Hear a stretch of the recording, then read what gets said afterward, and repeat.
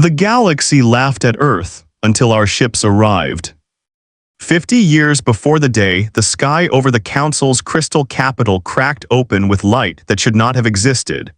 A woman named Adaeze Voss stood in a chamber built from frozen starlight and listened to 9 ancient species sentence her entire civilization to death by another name. The chamber was called the Lucent Court, and it had stood for 11,000 years, its walls grown rather than built, lattices of living crystal that hummed faintly with the recorded judgments of every species the Galactic Council had ever weighed and found wanting. Adaeze was the last human ambassador the galaxy would see for half a century, and she stood very straight in her formal gray suit while the Voro Magistrate, a being of rippling opalescent scales and 7 unblinking eyes, read the verdict in a voice like glass sliding over glass. Humanity, the verdict said, was chaotic. Humanity was unpredictable. Humanity built weapons faster than it built wisdom, and in 11,000 years of cataloging the galaxy's peoples, the Council's actuarial priesthood had run 700,000 simulations of humanity's future, and found that in the overwhelming majority of futures, humanity became either a plague or a flame, and the Council did not have patience for species that might become flames. And so the verdict was exile. Not death, the magistrate said almost gently, as though gentleness excused what came next. Death would be uncivilized. Instead, humanity's technology would be confiscated down to the last fusion coil and the last quantum processor, and the 9 billion souls of Earth and her scattered colonies would be relocated, by Council transport, to a dead husk of a system on the furthest, darkest rim of the galaxy. A place the star charts did not even bother to name, only number. A place where the stars were so sparse and so dim that the sky itself seemed to be in mourning. There, the magistrate said, humanity could grow at its own chaotic pace, unobserved, unassisted, and unmissed, until the day it either died quietly, which the Council's models favored, or matured into something the galaxy could finally trust, which the Council's models considered a statistical curiosity rather than a plan. Adaeze Voss did not weep in that chamber, though every human alive would have forgiven her if she had. She asked only one question, and it was not the question the magistrate expected.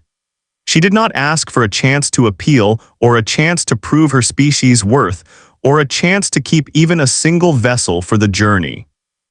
She asked what would happen to the 11 human children who had been born on the Council's flagship station during the trial, children who had never touched Earth soil, who existed only because the Council had allowed diplomatic families to remain together during proceedings that stretched across 4 Council years.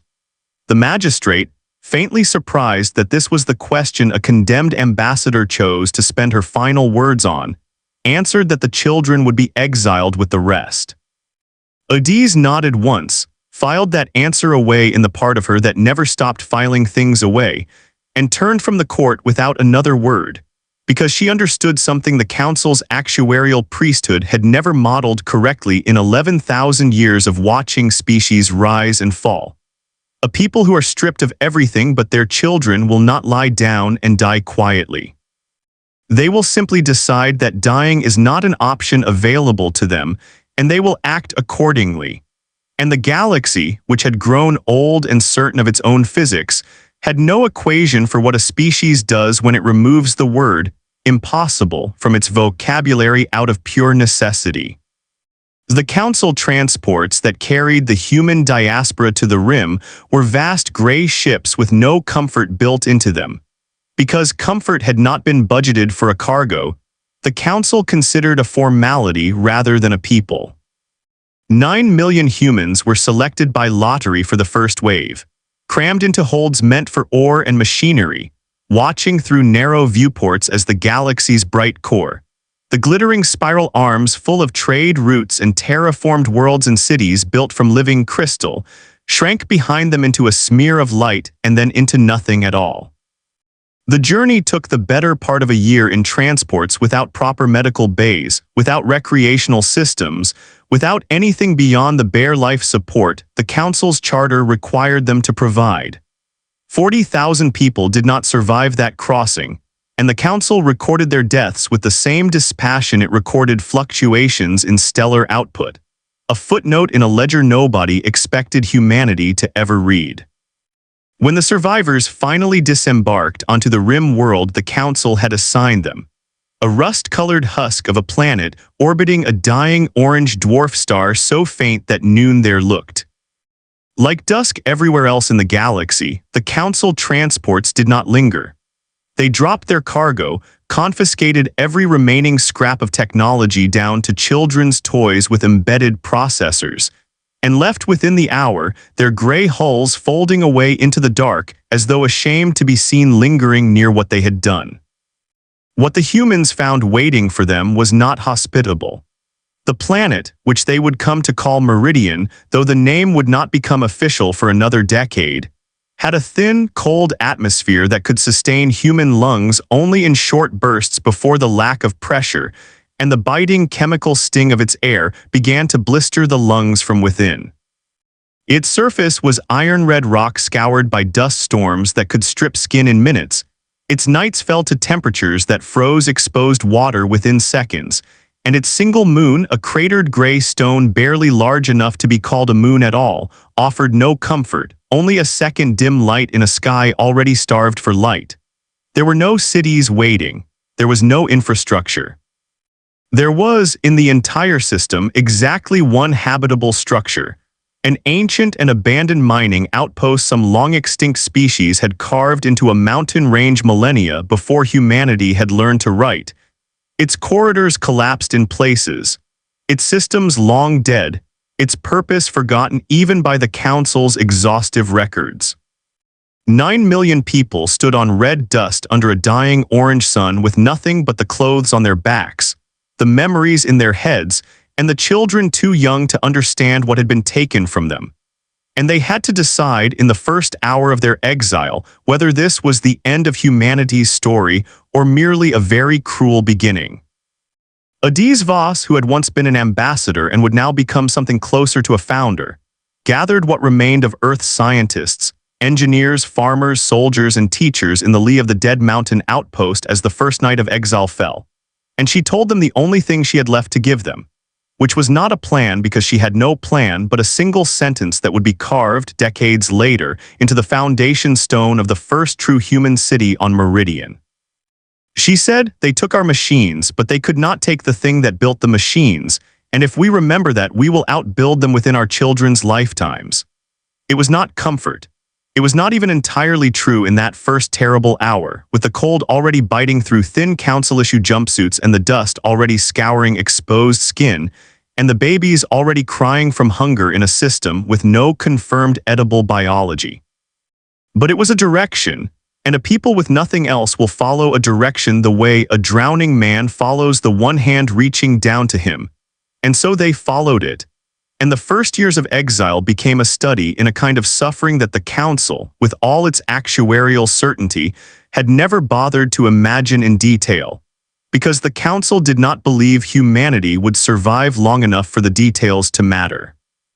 The first winter took almost 200,000 lives, mostly the very old and the very young, mostly to cold and to a respiratory sickness that spread through the collapsed mining outpost's improvised shelters like fire through dry grass, because there was no medicine beyond what human hands could improvise from rocks and dust, and whatever hardy alien lichen clung to the shadowed crevices of Meridian's canyons. The survivors learned, in that first winter, to break down the abandoned outpost's ancient stone into crude insulated shelters, learned to distill the planet's scarce, briny groundwater into something drinkable through techniques scavenged from half-remembered chemistry lessons and desperate trial and error, learned that the planet's only native food source, a subterranean fungal mat that grew in vast lightless colonies beneath the canyon floors, was edible if boiled for exactly 40 minutes and inedible. In fact, lethally toxic if boiled for any less. They learned this the second way first, through the deaths of an entire family who ate it raw in their hunger, and every family after that boiled their fungus for an hour out of grief-taught caution. Adaeze Voss in those years slept perhaps 4 hours a night, and spent the rest of her waking hours walking between shelters, learning every name she could, holding every hand that reached for hers, because she understood something the Council's cold ledgers never accounted for. A species survives not on technology alone but on the conviction passed hand to hand and voice to voice that survival is worth the cost, and someone has to carry that conviction when the cold and the dark make it hard to believe. By the second decade of Exile, the settlements that had begun as clusters of stone shelters huddled against the dead mining outpost had grown into something that could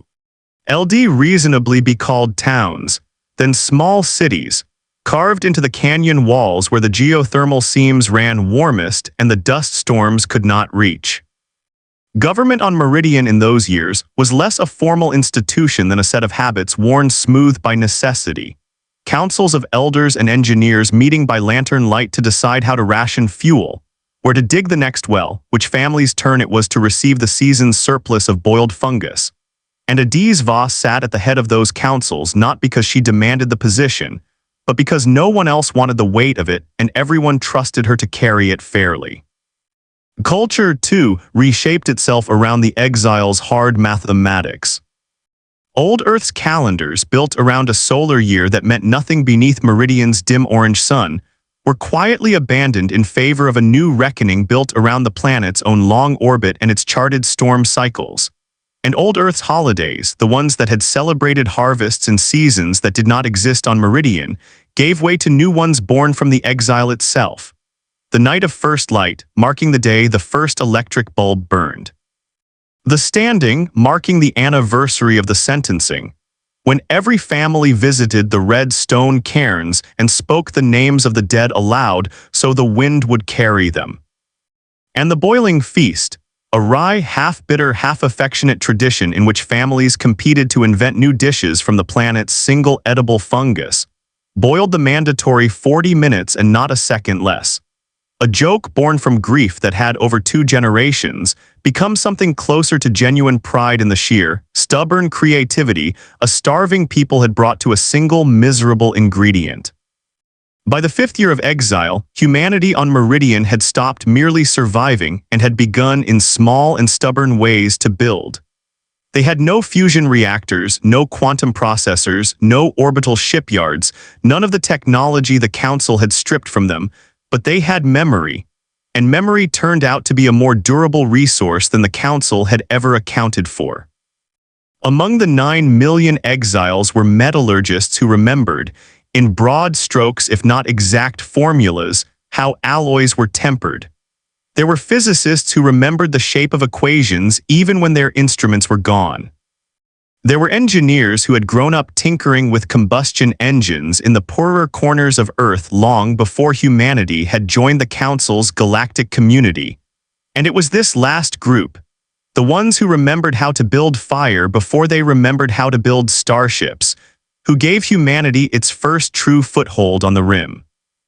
They built crude smelters from the mountain outpost's ancient stone, fed by the combustible tar sludge that seeped from fissures in Meridian's canyon floors, and they began slowly, agonizingly to forge tools.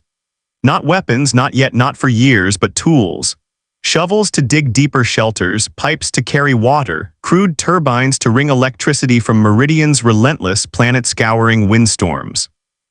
The first electric light that burned on Meridian, 5 years and 2 months into the Exile, was a single dim bulb strung from a canyon wind turbine in the heart of what would become the city of first light. And the entire remaining population, some 7 million souls by then, gathered in the freezing dark to watch it flicker on. And people who had not cried since the day of the sentencing wept openly at the sight of a single point of electric light, in a sky that had forgotten what human ingenuity looked like.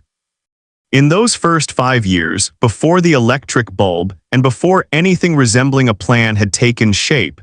the exiles learned 100 small cruelties of Meridian's geography that the Council's confiscated star charts had never bothered to mention,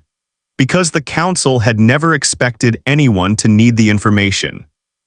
They learned that the canyons ran deepest and warmest along seams of geothermal heat that the mountain outpost's long-dead builders had clearly known about and exploited. Seams the humans found only by accident. when a party of scavengers searching for scrap metal stumbled into a chamber where the rock itself was warm to the touch, and the air, though still thin, did not bite quite so hard. They learned that Meridian's dust storms, which could flay exposed skin in minutes, arrived on a cycle tied to the planet's long elliptical orbit around its dying orange star, a cycle that took the first 3 years and 41 deaths to properly chart, after which every settlement on the planet built its schedule around a storm calendar carved crudely into stone, the same calendar that Meridian's descendants would one day digitize but never quite abandon. Because a thing paid for in 41 lives is not a thing a people discards lightly. They learned, too, the harder lesson of what it meant to grieve without ceremony, because in the first winter there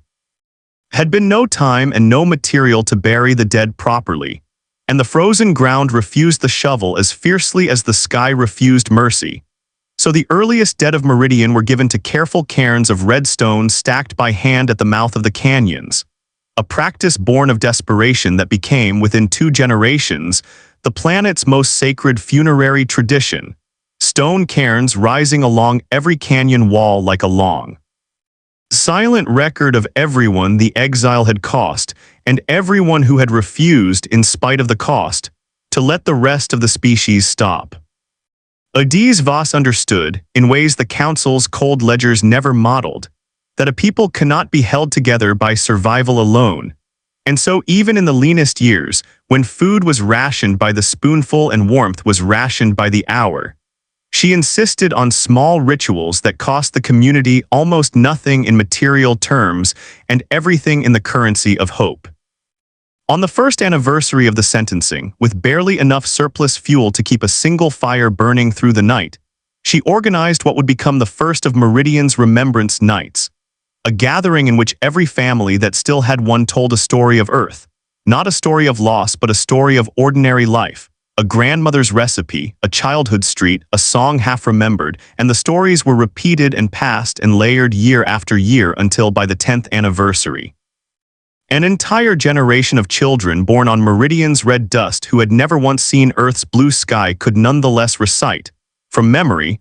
100 small true things about a planet they would likely never visit, because Adaeze understood that exile succeeds only when the exiled forget what they are supposed to be reaching back toward, and she made certain with nothing but words and firelight that humanity never forgot. The next 20 years were a story the history books of Meridian would later call the Forging, a period in which humanity, denied every shortcut the rest of the galaxy took for granted, was forced to reinvent its own technological path from first principles. Guided only by memory, desperation, and a stubbornness, the Council had mistaken for a character flaw rather than the species' single greatest asset. They rebuilt metallurgy from the ground up, then chemistry, then the crude beginnings of electronics, salvaging silicon from Meridian's mineral-rich canyons and learning, through years of failure, how to purify it into something that could carry a current the way the old world's processors once had. They rebuilt medicine, first through herbalism scavenged from the fungal mats and hardy lichen of the canyons, then through crude chemical synthesis. And by the 15th year of exile they had built their first hospital, a low stone building heated by geothermal vents that human engineers had learned, through trial and considerable error, to tap safely. They rebuilt agriculture in vast underground caverns lit by strings of the same crude electric bulbs that had once marked humanity's first tentative victory, growing hardy, radiation-resistant crops bred from seed stock that a handful of foresighted Earth scientists had smuggled past the Council's confiscation in the linings of their coats and the soles of their shoes. A detail the Council's thorough search protocols had simply failed to anticipate, because the Council had never imagined a species desperate enough to hide its future in its clothing. It was in the 23rd year of exile that the breakthrough came, the one that would eventually bring humanity roaring back into Council space, with a technology no crystalline mind in the galaxy's ancient bright core had ever managed to replicate. And it came, as the truest breakthroughs so often do, from a place of grief rather than triumph. A physicist named Kwame Osei, who had been 11 years old on the day of the sentencing and had spent the subsequent decades rebuilding, from memory and stubbornness, an understanding of quantum mechanics that Earth's universities had once taught him only in broad undergraduate strokes, had lost his younger sister in a cave-in during the excavation of Meridian's deep aquifer, a tunnel collapse that trapped her 40 meters beneath solid rock with no way to reach her in time. Osei, in his grief, became obsessed with a question that had nothing to do with rescue and everything to do with distance. Was there a way, he wondered, staring at equations scrawled in canyon tar ink on scavenged sheets of pressed fungal fiber paper, to move a thing from one point in space to another without it having to cross the distance in between it all? It was not a new question. Physicists on old Earth had toyed with the theoretical edges of quantum tunneling for over a century before the Exile. The strange fact that subatomic particles could, with vanishingly small but non-zero probability, simply appear on the far side of a barrier they had no classical right to cross. As the universe occasionally forgot to enforce its own rules. But no civilization, not humanity's old Earth and not the Council's 11,000-year-old crystalline empire, had ever found a way to scale that strange subatomic loophole up to something the size of a starship, because every serious physicist in the galaxy considered it a fool's errand, a piece of quantum trivia with no macroscopic application, the kind of thing you mentioned in a lecture to make students blink and then moved past. Osei was not a serious physicist by the Council's standards. He was a grieving man with scavenged equipment and a stubborn refusal to accept that some barriers simply could not be crossed. And for the next 11 years, alongside a growing team of Meridian's brightest self-taught minds, he pursued the impossible with a single-mindedness that bordered on the obsessive. They built, in a repurposed mining shaft beneath the canyon that would later be named for him, crude particle accelerators cobbled from scavenged railgun coils and hand-wound electromagnets,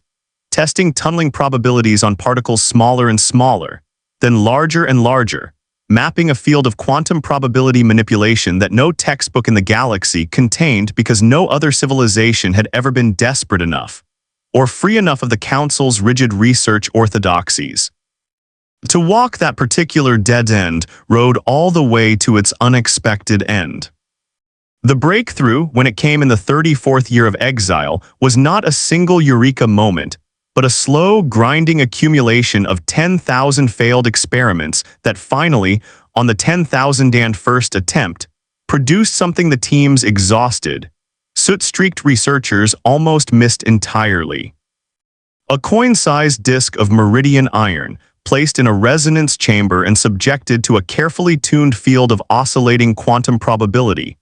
vanished from one end of the shaft and reappeared, intact, unharmed, and instantaneously 40 meters away at the other end, having crossed the distance without ever, by any measurement the team's crude instruments could take, existing in the space between. The 10,000 failures that preceded that single success were not, as later histories sometimes romanticized them, 10,000 quiet non-events in a laboratory. They were 10,000 small catastrophes, some merely disappointing and some genuinely dangerous, spread across 11 years of a team that grew from 4 exhausted physicists working by lantern light to nearly 300 engineers, mathematicians, and volunteers by the end. There was the 802nd attempt, in the second year of the project, when a resonance field collapsed unevenly and shattered every scavenged lens in the shaft, blinding one young technician named Priya Reddy in her left eye for the rest of her life. A woman who nonetheless returned to the shaft the following week and worked the project for another 9 years because, as she told Osei at the time, a single eye was a small enough price for a door out of the dark. There was the third year, when an overcharged coil vented enough heat to melt through 11 meters of rock and nearly flooded the shaft with magma-hot slag. An accident that killed no one only because a night shift engineer named Baluatif Adaeze noticed the temperature spike and sounded the alarm 40 seconds before the containment gave way entirely. 40 seconds that the survivors would later say was the exact margin, no more and no less, by which humanity's future had been purchased. There was the long, grinding 6th year, When funding, if the word could even be applied to a project paid for in scavenged metal and volunteered labor and food rationed away from already hungry families, nearly collapsed entirely. When half the original team quit in exhaustion and grief and the remaining half kept working anyway, because Osei refused with a stubbornness his sister's death had carved into him permanently. To let the project die quietly, the way the Council had once assumed all of humanity eventually would. What kept the project alive through those years was not, in the end, funding or morale alone, but a slow accumulation of small, undeniable proofs that the impossible was merely difficult. In the fourth year, the team achieved reliable tunneling of a single subatomic particle across a measurable gap. A result so small it would have meant nothing to anyone outside the shaft and meant everything to everyone inside it. In the seventh year, they tunneled a grain of Meridian sand the width of a fingernail, and half the team wept at the sight of it, not because a grain of sand was useful, but because it proved the principle scaled at all, that whatever strange loophole in the universe's own bookkeeping they had found did not evaporate the moment an object grew large enough to matter. In the ninth year, they tunneled a fist-sized block of iron, then a container of water, then in a test that nearly ended the entire project when it initially failed. A small mechanical drone that emerged from the far end of the shaft in pieces, its structure unable to withstand the stresses of a field not yet properly tuned for objects with moving internal parts. A failure that took the team another full year to diagnose and correct. By the time the coin-sized disk of Meridian iron finally tunneled cleanly across the shaft in the 34th year of Exile, the team did not celebrate immediately, because none of them, in that first stunned hour, quite believed what they had seen. But the disk's reappearance was measured and remeasured, filmed on hand-cranked cameras rebuilt from salvaged parts, tested 100 times over the following weeks with increasingly larger objects, until on a bitter Meridian morning in the 35th year of Exile, Kwame Osei, now a man in his 40s with gray in his hair and grief still etched into the lines of his face, stood before a resonance chamber the size of a small vehicle and watched an entire ground transport vanish from one end of the shaft and reappear, whole and undamaged, at the other. And in that moment he understood that he had not simply solved a piece of quantum trivia. He had handed humanity a key to a door the rest of the galaxy did not even know existed, because the rest of the galaxy, in 11,000 years of crystalline certainty, had simply never had the desperation required to look for it. Quantum tunneling, scaled properly, meant a ship did not need to travel across the vast gulf between stars at all. It needed only to exist, briefly and precisely, in a state of probabilistic uncertainty about its own location, and then collapse that uncertainty at the far end of an intended journey, arriving not after a voyage but instead of one, instantaneously, without transit time, without the years-long crawl of even the Council's fastest folding drives. A technology so far beyond anything the Council's crystalline shipwrights had ever built that when humanity's engineers first modeled the theoretical implications, several of them simply sat in silence for a long while, unable to process the scale of what they now held. The next 15 years, from the 35th year of Exile to the 50th, were spent not in leisure, but in a fierce, focused, generation-spanning effort to turn a laboratory curiosity into a civilization's new foundation. And it was during these years that Meridian transformed from a scattering of underground shelters and canyon settlements into something that could only be called, without exaggeration, a spacefaring nation reborn from nothing. Osei's tunneling principle required staggering amounts of precisely regulated energy to scale to starship size, and so humanity's engineers, working from first principles because the Council had taken their fusion technology along with everything else, rebuilt fusion power from scratch, guided by the memories of physicists who had studied it before the Exile and the fierce, unrelenting need of a species that finally had a reason to reach further than survival. They built humanity's first fusion reactor in the 40th year of Exile, buried deep in bedrock for safety, and it lit half a continent's worth of underground cities with a light brighter and steadier than any windmill turbine bulb had ever managed. They built, alongside it, the beginnings of a shipyard not in orbit, because Meridian had no orbital industry and building one from nothing would have taken decades humanity did not want to spend. But on the surface itself, in vast canyon floor assembly halls carved from rock and roofed with translucent alloy that let in what little of the dim orange sunlight there was to see. The ships that emerged from those canyon shipyards over the following decade bore no resemblance to the sleek, crystalline vessels of the Council's ancient fleets, because humanity had not built them to be beautiful in the way the Council understood beauty. The Council's ships, grown rather than manufactured, all soft curves and translucent hulls glowing with the same pale, patient light as the lucent court itself, were built by a civilization that had stopped needing to hurry 11,000 years ago, vessels that moved with the unbothered grace of things that had never once been threatened. Humanity's ships were something else entirely. They were dark, matte black hulls of dense Meridian alloy, angular and severe, built with the ruthless economy of a species that had learned, in 50 years of exile, that every gram of material and every joule of energy had to justify its existence, because nothing on Meridian came for free. But where the hulls were dark, they were seamed with lines of cold blue-white light, the visible signature of the quantum resonance conduits that ran through every ship's frame like veins carrying a strange new blood, so that each vessel looked in the black of open space like a shard of midnight scored tea. Rough with captured lightning, beautiful in a way the Council's crystalline elegance had never learned to be, beautiful the way a closed fist is beautiful to someone who has needed one.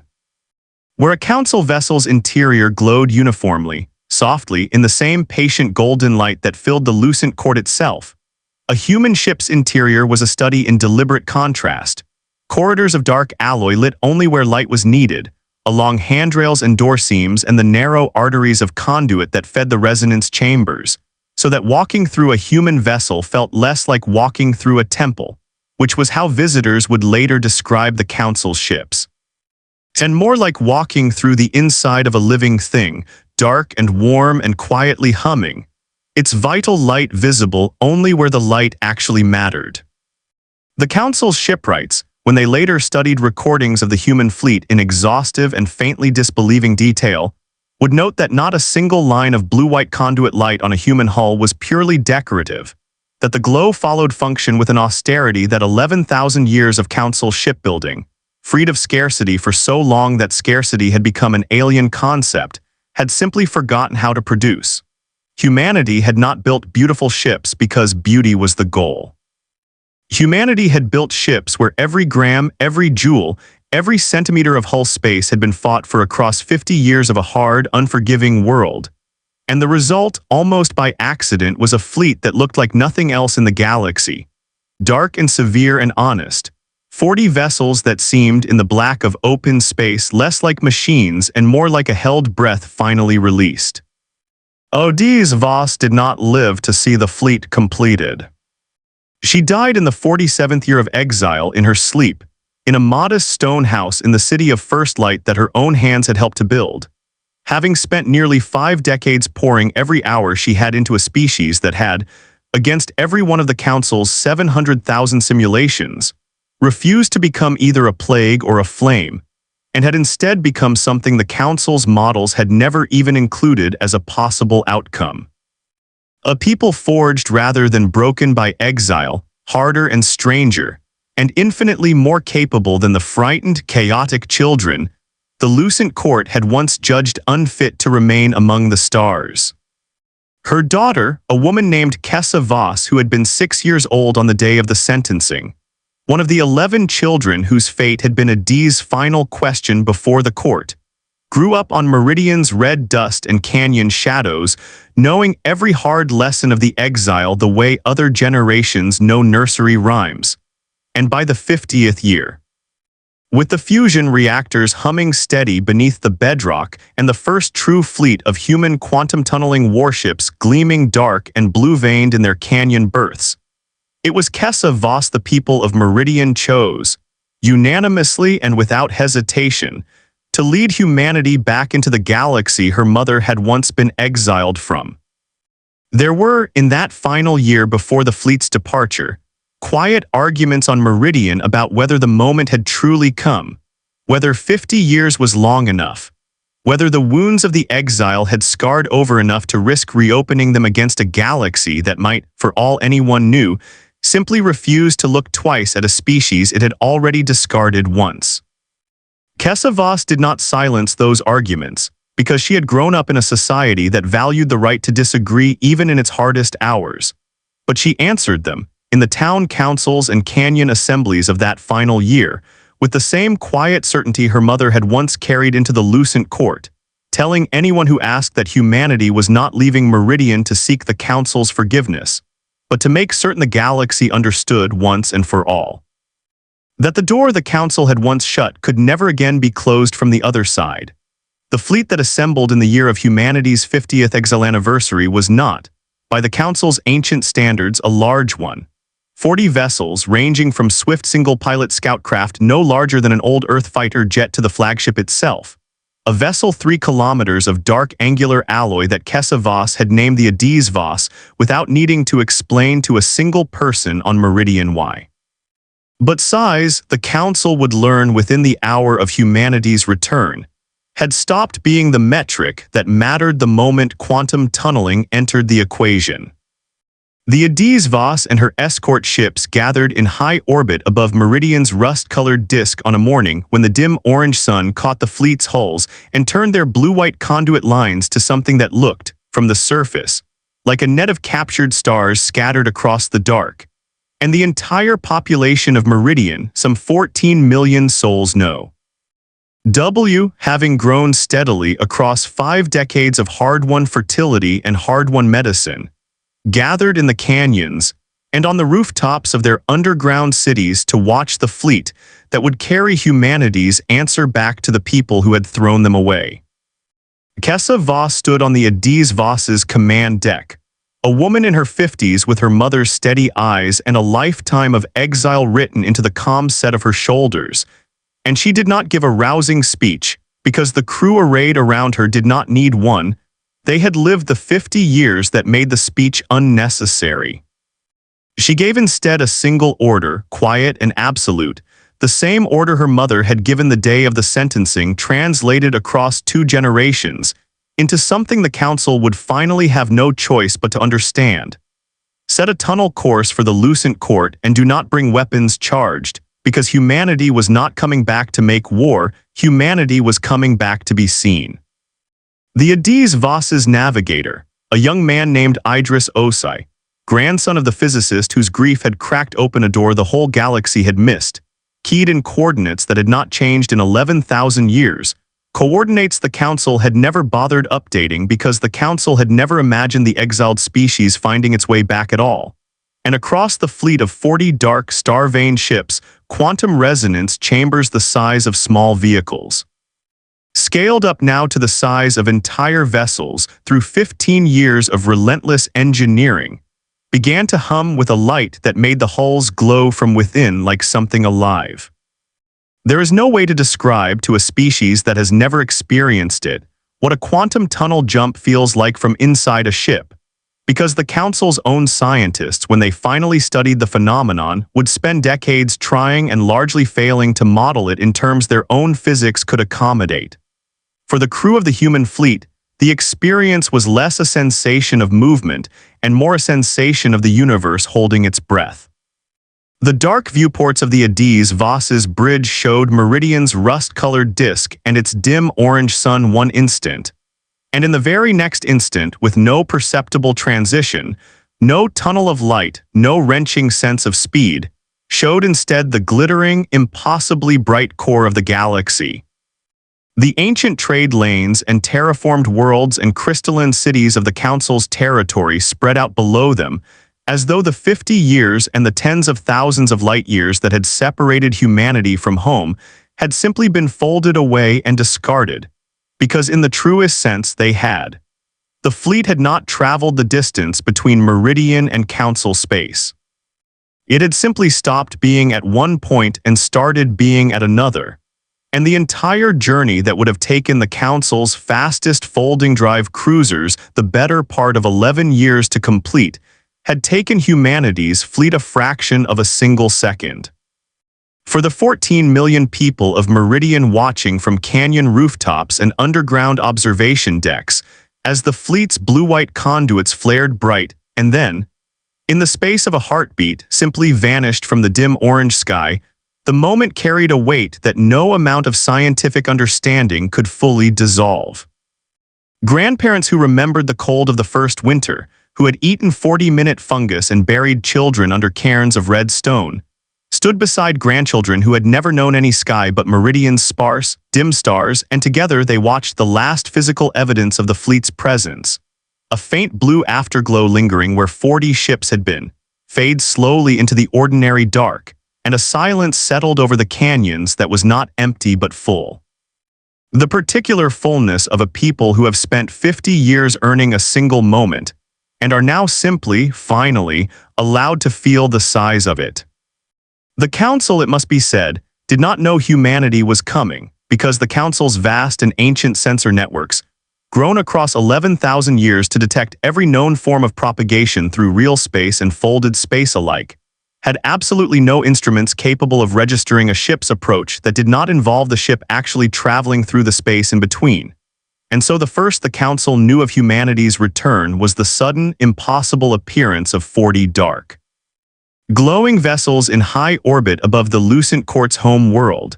a planet called Corvine Prime whose entire surface had been shaped, over 11 millennia, into a single continuous city of grown crystal spires and translucent towers that caught the light of Corvine's binary suns, and scattered it into every color a being with working eyes could perceive. Council orbital defense grids, a lattice of automated crystalline sentry platforms that had not been meaningfully tested in over 3,000 years, because no species had or bothered to challenge Council space in living memory, registered the sudden appearance of 40 unknown vessels with what could only be described, in the sentry platform's own crude machine logic, as confusion because their sensors had detected nothing approaching, no drive signature building across days or weeks the way every known species propulsion left, only an empty patch of orbital space one instant and 40 ships the next, a result their targeting algorithms flagged, initially, as a sensor malfunction rather than an actual arrival. By the time the Council's orbital defense grid had confirmed, through frantic cross-referencing and a rising tide of alarmed subroutines, that the 40 vessels were in fact real and not some cascading error in its ancient systems, the human fleet had already deployed in a formation that Adaeze Voss had chosen deliberately. Not an attack posture, not a defensive perimeter, but a slow, deliberate, almost stately arrangement that any species with a functioning understanding of body language, human or otherwise, would read instantly as a display rather than a threat. 40 ships arranged in concentric rings around the flagship, their blue-white conduit lines pulsing in a slow rhythm that Adaeze's engineers had synchronized across the entire fleet for exactly this moment, so that from the surface of Corvine Prime, and from every crystalline tower and observation platform across the capital world, the sky itself seemed to have grown a new constellation, one that breathed with light. Council Military Command, alerted within minutes by the defense grid's escalating alarm protocols, scrambled the nearest available battle group, a formation of 12 ancient crystalline warships stationed in permanent orbit above Corvine Prime as a ceremonial guard rather than an active defense force, because no one in 11,000 years had ever needed the ceremonial guard to actually fight, and those 12 ships, vast pale hulls of grown crystal veined with soft golden light. Ships that moved with the same unhurried, patient grace as every other Council vessel, began to accelerate toward the human formation with weapons arrays humming to life for the first time in generations. It was here that the Council's battle group, and indeed the Council itself, learned the second half of the lesson humanity's 50 years of exile had taught them, the lesson that ran alongside the tunneling breakthrough like a second vein of captured lightning, that a civilization forced to build everything from nothing does not merely rediscover old technology, It discovers new applications for old technology that the people who never lost it never had reason to imagine. The 12 crystalline warships, moving to intercept what their sensors classified as an unknown and potentially hostile incursion, accelerated along a textbook Council intercept vector, the same vector Council tactical doctrine had used for 11,000 years, a doctrine built entirely around the assumption that any vessel attempting to evade interception would have to do so through real space maneuvering, through vectors and burns, and the physics of momentum that every species in the galaxy, without exception, had always been bound by. Adaeze Voss watched the Council battle groups approach on the Adaeze Voss's tactical display, watched the 12 golden-veined warships arc toward her fleet's position with the confident, unhurried certainty of a species that had simply never needed to imagine an opponent who did not have to move through space at all. And around her the bridge crew, men and women who had grown up hearing their parents describe a sky with no ships in it at all. Watched the same display with expressions that mixed old fear and new certainty in equal measure, because every one of them had trained for this exact moment across years of simulations and still felt, in the marrow, the strange vertigo of watching an enemy fleet close to point-blank range and understanding, calmly and completely, that the closing distance was no longer a thing that could touch them. Adaeze Voss, hands steady on the navigation console his grandfather's stubbornness had ultimately made possible, watched the range indicator tick down toward the number Council doctrine would have called critical, and felt none of the old animal fear his body still wanted to produce, because he had run this exact calculation 1,000 times in training and knew, with the same certainty his grandfather had once felt watching a coin vanish and reappear across a mining shaft, that the number was a fiction. A measurement that assumed a kind of vulnerability humanity had spent 50 years quietly discarding. Adaeze gave her second order of the day, as quiet and absolute as the first: hold position until they are close enough to see us clearly, then step aside. The maneuver that followed would be studied, dissected, and argued over in Council military academies for the next several decades, because it was, in the most literal sense, impossible according to every principle of tactical physics the Council's doctrine was built upon, and yet it happened in full view of Corvain Prime's entire orbital sensor network, recorded from a dozen angles by a dozen different platforms, so that no amount of institutional disbelief could erase what every recording plainly showed. As the 12 Council warships closed to what their targeting systems calculated as optimal engagement range, their weapons arrays fully charged, and their formation tightening into an intercept pattern that would have, against any conventional vessel, resulted in a decisive and overwhelming engagement, the entire human fleet simply ceased to be where the Council's targeting solutions expected them to be. There was no burn, no visible acceleration, no flare of engine light to signal a maneuver in progress. One instant, 40 dark human ships occupied the space the Council battle group was converging on.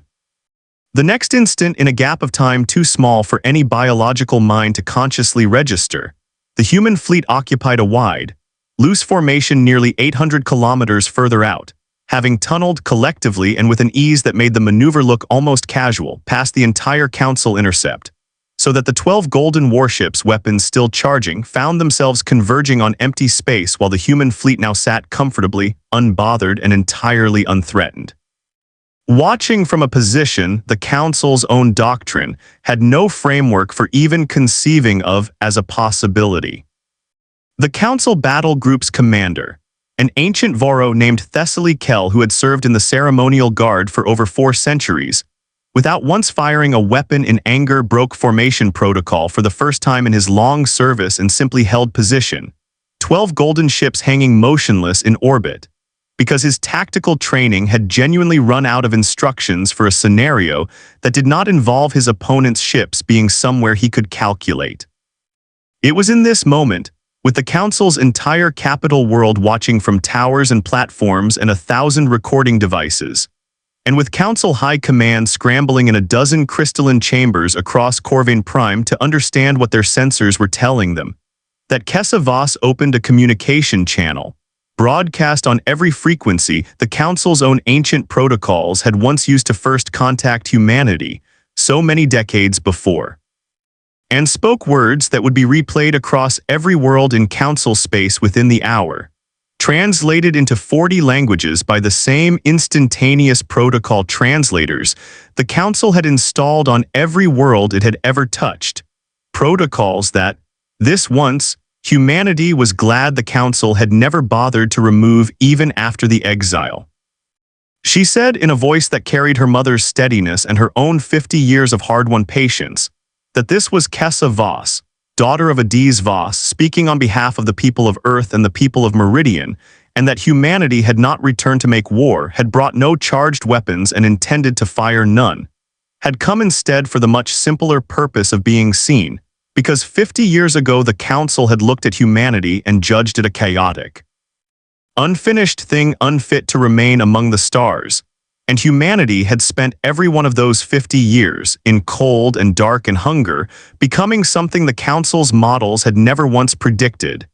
And it seemed only right, only fair, that the people who passed that original judgment should be given the chance to look again and see what their verdict had actually produced.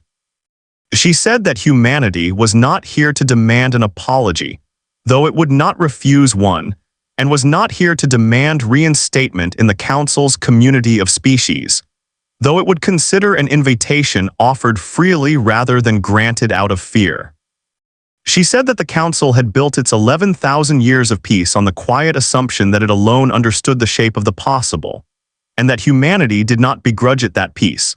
only asked that it now make room in its long and settled understanding of the galaxy, for the plain fact that a people can be broken down to nothing and choose every single day for 50 years to build themselves back up anyway, not because the universe owed them a second chance, but because they had decided, standing on red dust under a dying orange sun, that no one else would ever again be allowed to decide for them whether they deserved one.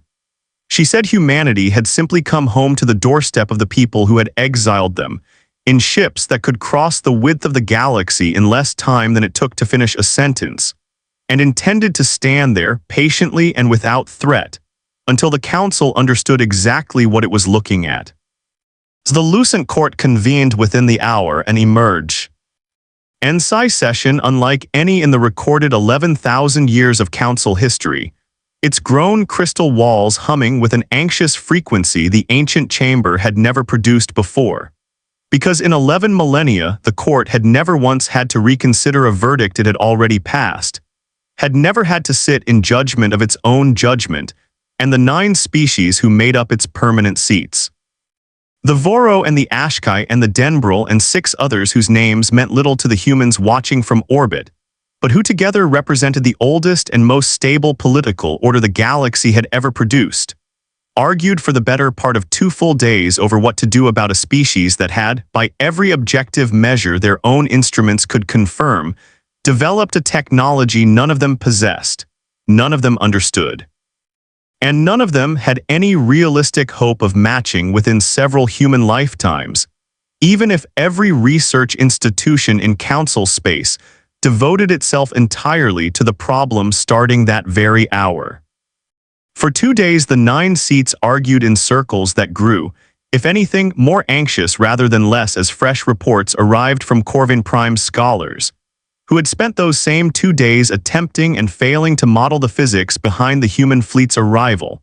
producing equation after equation that collapsed the moment they were tested against the recorded data, until several of the Council's most senior physicists, beings who had spent centuries building reputations on the presumed completeness of Council science, found themselves in the deeply unfamiliar position of publicly admitting they simply did not understand what they had watched happen in their own sky. The Denbril delegate, a vast and ancient being who communicated in slow, resonant tones through a translation lattice, argued at length that the Council's original verdict had been sound in its reasoning even if its outcome had proven unexpected, a position the young Ashkai delegate found and said so plainly to be exactly the kind of comfortable self-justification that had let the Council mistake 11,000 years of unchallenged stability for 11,000 years of correctness. It was, in the end, this young Ashkai delegate, barely 2 centuries old and considered something of an upstart among her elders, who pointed out the simplest and most uncomfortable truth in the chamber, which was that the council could debate the philosophical implications of humanity's return for as long as it liked. But the ships sitting in patient, unthreatening orbit above Corvain Prime were not going to go away because the court found the situation politically inconvenient. And the only real question the council actually had the power to answer was whether it wished to meet the returning humans as an equal or continue pretending, against all visible evidence, that it still held the authority to judge them as a lesser thing. When the Lucent Court finally reopened its doors to receive Adaeze Voss, 50 years and 2 days after her mother had walked out of that same chamber under sentence of exile, the crystal walls hummed with a different frequency than they had on the day of the original verdict, and every one of the 9 ancient seats was filled with a delegate watching, for the first time in the council's long and settled history, a species they genuinely did not know how to categorize. Adaeze Voss walked into the Lucent Court in a coat the color of Meridian's canyon dark alloy, seamed with the same thin blue-white light that ran through her fleet's hulls. And she did not kneel, did not bow, did not offer the ceremonial deference the court's ancient protocols technically required of any species appearing before it,